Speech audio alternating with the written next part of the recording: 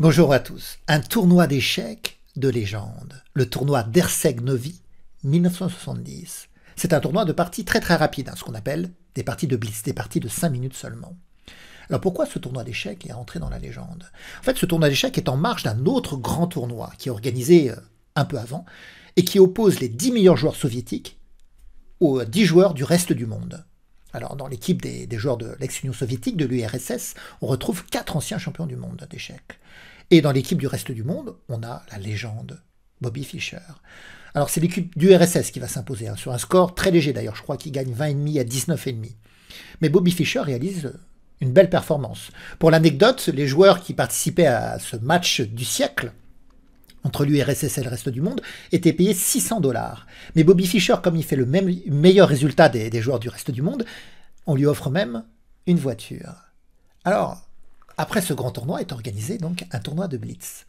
Un tournoi de blitz où Bobby Fischer va écraser net toute la concurrence. Vous pouvez le voir d'ailleurs, il gagne avec 4 points et demi devant le magicien de Riga, Mikhail Tal. Il explose complètement tous les joueurs soviétiques. Et c'est un tournoi de partie de 5 minutes. Et en fait, il y a des estimations qui ont été faites, une évaluation, et on s'aperçoit que sur la moyenne des parties, en réalité, il a réfléchi que 2 minutes et demie. Il a consommé que 2 minutes et demie de son temps sur l'ensemble de toutes les parties qu'il a jouées. Alors, quelle partie je vais vous montrer? En fait, Bobby Fischer va perdre qu'une seule partie, contre Viktor Korchnoi, Victor le Terrible. Mais c'est pas sa défaite de Fischer que je vais vous montrer, c'est sa victoire contre ce même Korchnoi, parce que c'est la partie que j'ai trouvée la plus belle. Allez, on regarde. Viktor Korchnoi a donc les blancs et il ouvre avec le pion dame D4.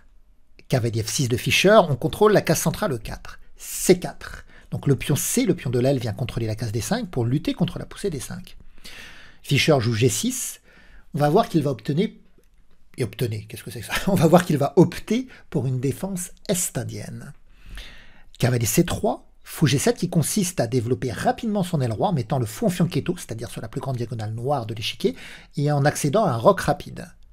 Le pion vient en E4, D6 pour lutter contre la poussée E5, fou E2, petit roc, cavalier F3. Voilà, on a une ouverture typique, la structure de pion typique de l'ouverture est-indienne, avec ces 3 pions ici qui ont une influence centrale. Alors récemment, j'ai joué une partie pédagogique où j'ai joué une défense est-indienne avec les noirs et je me suis retrouvé face à la variante des 4 pions. C'est-à-dire que les blancs, avant de jouer cavalier F3, ils avaient même inséré le coup F4. Donc je l'étais contre 4 pions, une phalange de 4 pions centrales. Mais là, Fischer, il lutte contre 3 pions. Et qu'est-ce que va faire Fischer? Il vient bien sûr maintenant attaquer le centre, par la poussée en E5. On pourrait croire que les blancs gagnent un pion puisqu'ils attaquent 2 fois le pion E5. Mais en réalité, non. Ils ne peuvent pas gagner un pion. Les blancs, d'ailleurs, dans la partie, ils n'ont pas pris, ils ont roqué. Parce que si on prend, les noirs reprennent, il peut même y avoir un échange des dames sur la colonne, et lorsque le cavalier prend en E5, en réalité, les noirs, ils ont ce coup cavalier prend E4, même s'ils perdent leur cavalier, parce que ça dévoile le fou qui récupérerait le cavalier en E5. Et donc, quand on fait cavalier prend E4, finalement, on va récupérer le pion qu'on avait provisoirement perdu avec les noirs. Donc, dans la position, les blancs ne vont pas prendre le pion E5, ils font petit roc. Et là, Fischer joue cavalier C6, il appuie sur le pion D4, il veut faire craquer ce centre, et ça marche, Viktor Korchnoi pousse en D5. Le centre se ferme, le cavalier se dirige en E7. Alors, lorsque le centre se ferme, comment on joue? Parce qu'il y en a beaucoup qui ne savent pas très bien jouer les positions avec centre fermé. Le jeu va naturellement se décaler sur les côtés, on ne peut plus jouer au centre, les colonnes sont bloquées. Donc il faut jouer sur les côtés. Mais comment savoir sur quel côté on va jouer? Sur quelle aile on va jouer? Vous devez repérer votre pion de pointe. Le pion de pointe chez les noirs, c'est le pion de 5. Vous voyez, il y a la chaîne de pions C7 qui protège D6, qui protège E5. Et on doit jouer en direction du pion de pointe. On doit se créer ce qu'on appelle le duo de pointe. C'est-à-dire que le pion F7 doit venir en F5. C'est par là qu'on doit prendre l'espace. Donc il faudra bouger le cavalier, bien sûr, et avoir cette poussée en F5. Et les blancs, leur pion de pointe est en D5. Donc leur duo de pointe consistera à la poussée C5, souvent préparée par B4, pour appuyer la poussée C5. Donc les noirs chercheront le levier F5 et les blancs le levier C5. Chacun essaiera d'évoluer sur le côté, sur l'aile où il aura un avantage d'espace. Et ici, les blancs jouent cavalier D2. Alors pourquoi cavalier D2? Pour plusieurs idées. ça libère le pion F2. Alors pourquoi libérer le pion F2 quand le but est de jouer C5?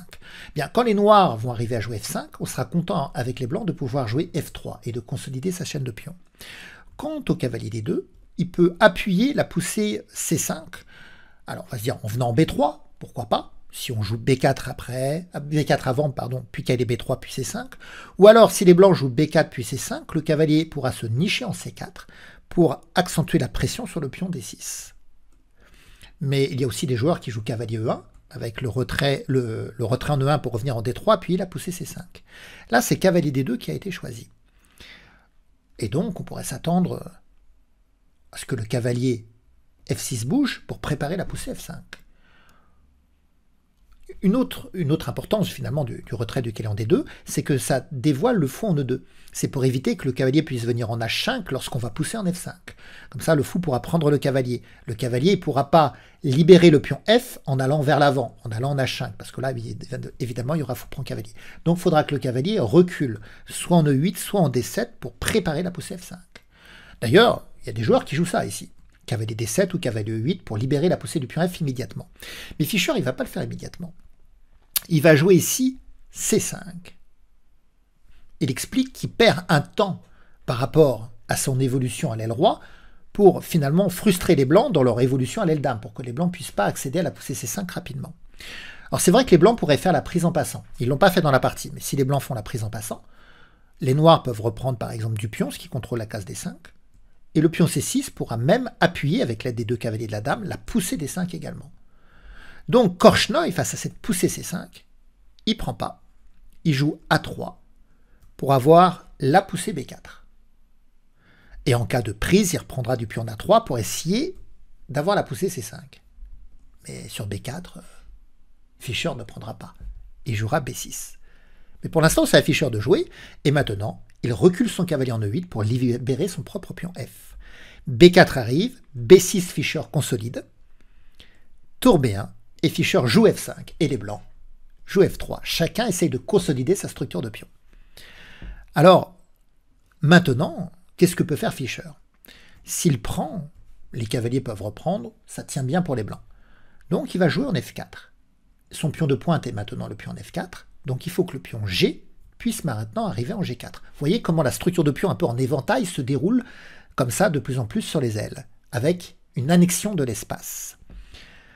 On pourrait se dire, oui, mais appliquer les pions G et F au combat, c'est dangereux pour le roi noir, sauf qu'ici le centre est totalement fermé, il est dans la capacité totale pour les blancs de pouvoir s'en prendre au roi noir, en réalité.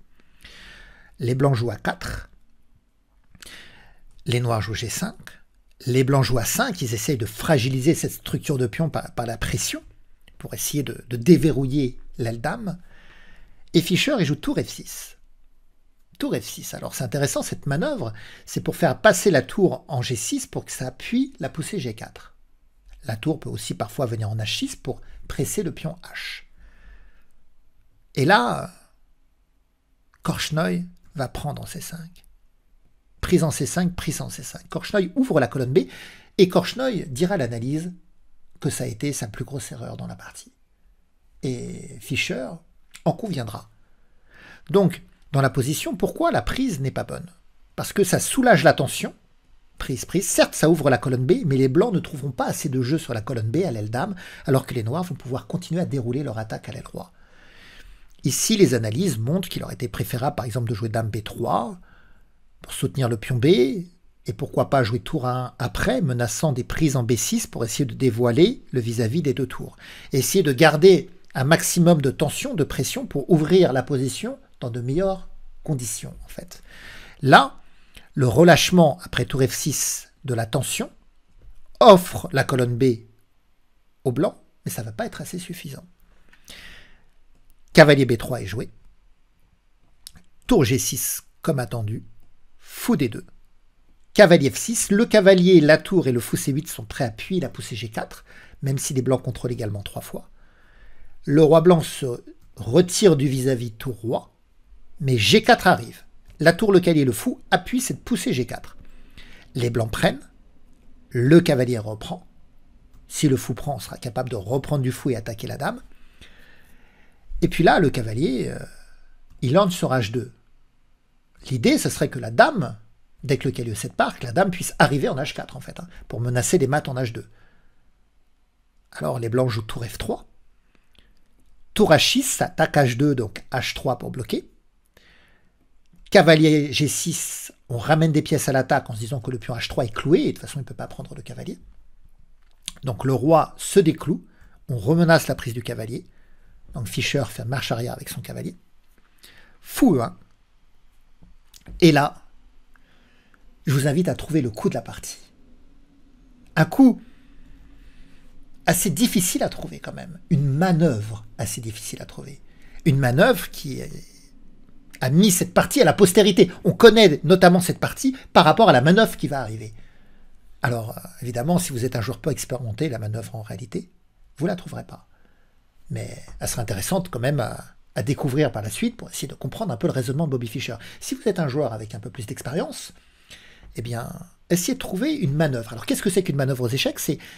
Ça va être un mouvement d'une pièce, un mouvement sur plusieurs coups pour essayer de recycler, de replacer une pièce pour qu'elle puisse mieux attaquer ensuite. Allez, je vous laisse le temps de mettre la vidéo sur pause. À tout de suite.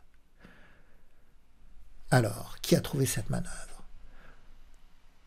Et Fischer, qu'est-ce qu'il a joué ici? Fischer, il a joué cavalier H8. Cavalier H8. On met le cavalier, on dit souvent cavalier au bord, cavalier mort, cavalier qui s'endort. Alors qu'est-ce qu'on pourrait dire pour le cavalier au coin? Mettre le cavalier en H8 ici. Et en fait, c'est ce cavalier, c'est cette manœuvre prévue par Fischer avec ce cavalier qui va être déterminante, qui va déverrouiller la partie, qui va faire totalement craquer les blancs. Parce que le cavalier, en réalité, il va se recycler, se repositionner. Il va aller en F7, pour ensuite aller en G5. Quand il sera en G5, il repoussera la tour, et il se préparera au sacrifice en H3, aidé par le fou et la tour, pour détruire la couverture de pion qui protège encore, qui isole encore le roi blanc. Magnifique coup, et ça va très bien marcher dans la partie. Tour D3 est joué par Korchnoi. Cavalier F7, donc on s'apprête à arriver en G5. De toute façon, la tour s'est décalée parce que bientôt cavalier G5 allait l'attaquer. Les blancs essayent de consolider par fou F3. Cavalier G5. Dame E2. La tour vient en G6 avec une menace de prise en H3 parce que comme ça, le pion G2 serait cloué, donc il ne pourrait pas reprendre. Face à ce vis-à-vis, tour roi, Korchnoi se décale en F1. Et ça y est, le coup d'éclat. La manœuvre avec le cavalier, qui a été en H8 pour rebondir en G5, permet maintenant le sacrifice. Cavalier prend H3.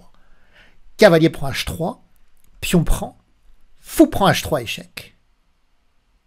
Et le roi, avec peu d'espace et des pièces qui le gênent, qui le bousculent, il a du mal à s'échapper en fait. Il vient en F2, qu'est-ce que vous voulez faire d'autre? Si on commence à interposer le fou prend, et si la dame reprend, la tour reprend, ça perdra une pièce. Enfin, ça perdra même la dame, donc du coup, roi F2 est joué.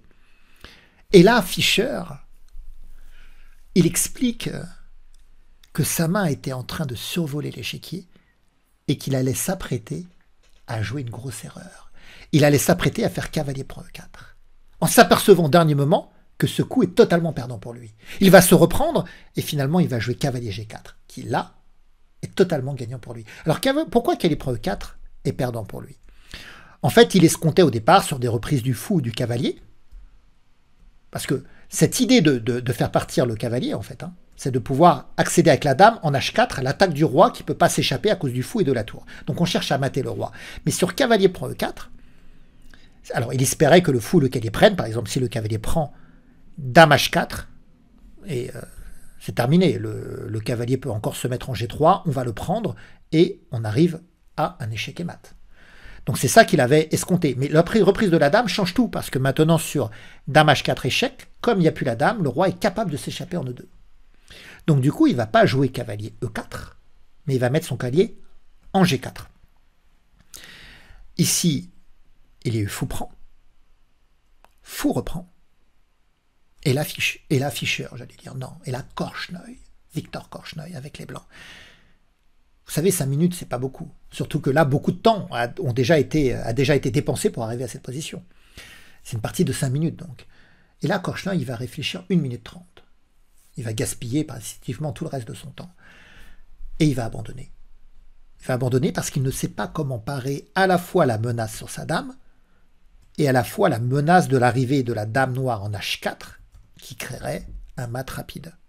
Il ne sait pas. Il abandonne. Alors regardons ce qui aurait pu se produire.